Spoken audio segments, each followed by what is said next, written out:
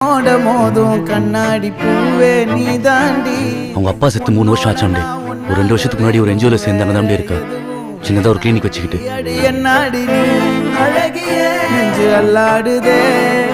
இன்னும் கல்யாணமே பண்ணிக்கலையா? இப்ப தள்ளாடுறேன் கால் போகாதடி நீ விட்டாலுமே நான் உன்னோட தான் தீ சுட்டாலுமே உனக்குள் பிறந்து உனக்குள் மறிக்கும் ஒரு ஆண் பறவை என்ன பார்